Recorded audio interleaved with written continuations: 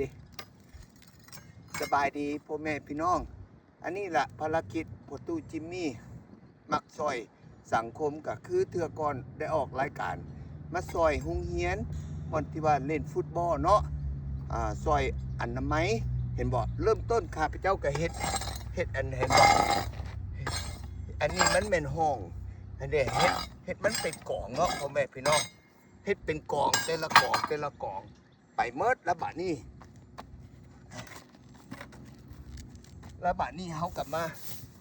ส่วนขึ้นพ่อแม่พี่น้องส่วนขึ้นใส่กระถางแล้วเฮาไปถอกอยู่บนอื่นโอเคซอยสังคมสร้างความดีให้ตนเองและคนอื่นโอเคสิหลังจากข้าพเจ้าเฮ็ดเป็นกองแล้วเห็นบ่พ่อแม่พี่น้อง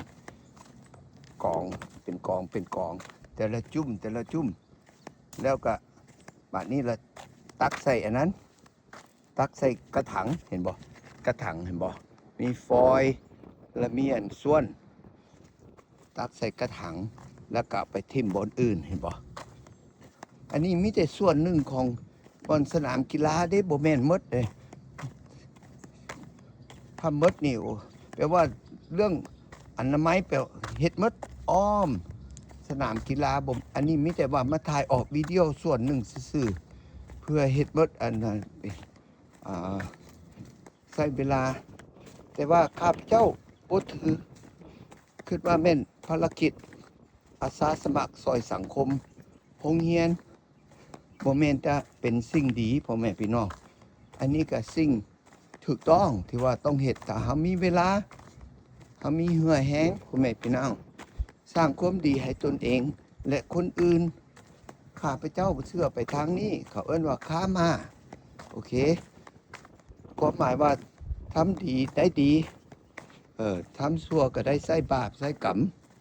เห็นบ่พ่อแม่พี่น้องเห็นบ่เด้อซิวเมียนเพียงแต่ว่าข้าพเจ้าเฮ็ดเป็นไปได้เฮ็ดเป็นตัวอย่าง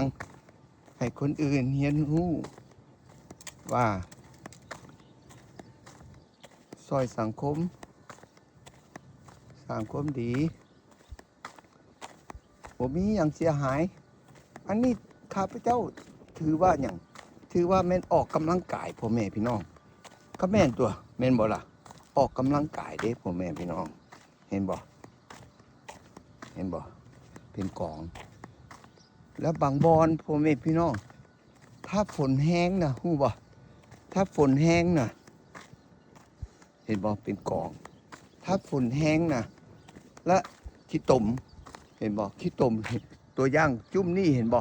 มันบ่มีหญ้าเห็นบ่ฝนแห้งแล้วก้อนหินขี้ตมมันก็ไหลลงมาเห็นบ่จุ่มนี่โอ้หลายแท้หลายว่าขี้ตมเห็นบ่เพื่อที่ส่วนขึ้นมันใช้เวลาบักดุนๆเด้พ่อแม่พี่น้องแต่ว่าบ่เป็นหยังเอาเฮ็ดเทื่อละน้อยไปบ่ได้ว่าสิเฮ็ดบาทเดียวมื้อเดียวสิให้มันแล้วโนไปเสร็จแล้วละ 2-3 อาทิตย์ก็มาเฮ็ดอีกเห็นบ่ดีใจ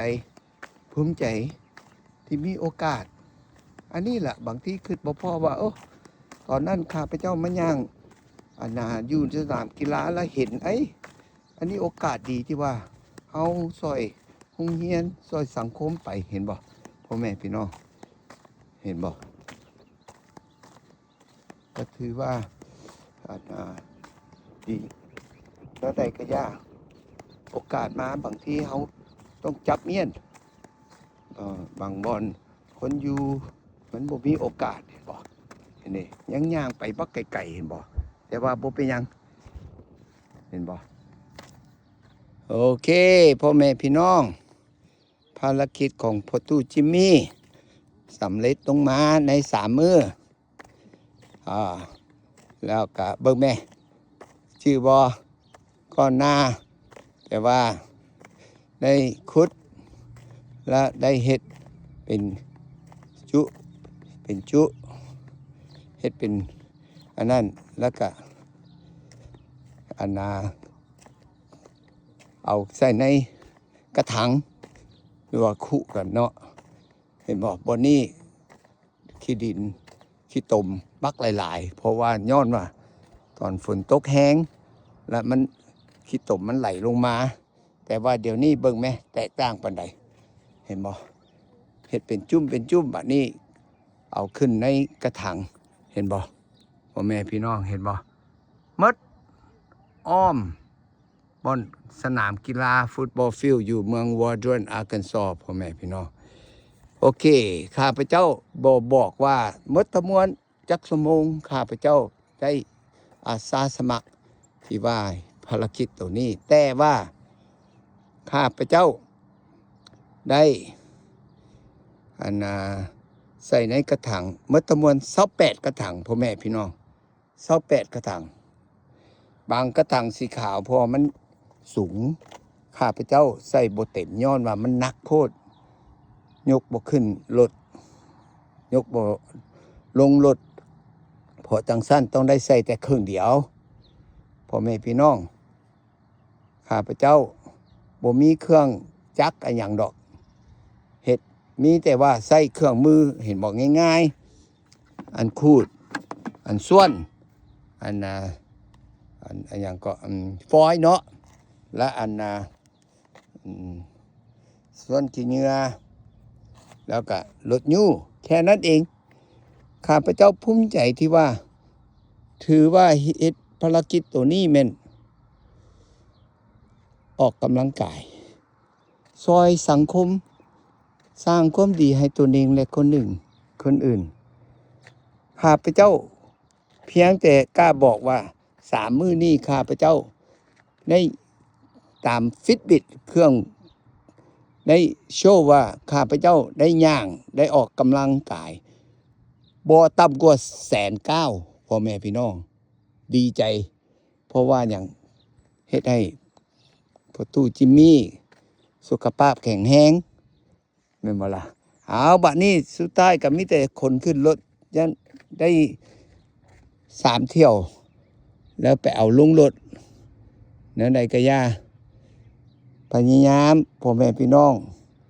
เฮ็ดเป็นตัวอย่างว่ามีเวลากับซอยสังคมบ่แม่นแต่สิ่งดีอันนี้สิ่งถูกต้องโอเคพ่อแม่พี่น้องอยู่เมืองวอร์ดรันอาร์กันซอเมืองน้อยๆแต่ว่าดีใจที่ได้มาอยู่เมืองแนวนี้สบายบ่ต้องคิดหลายโอเคพบกันโอกาสหน้าบ๊ายบาย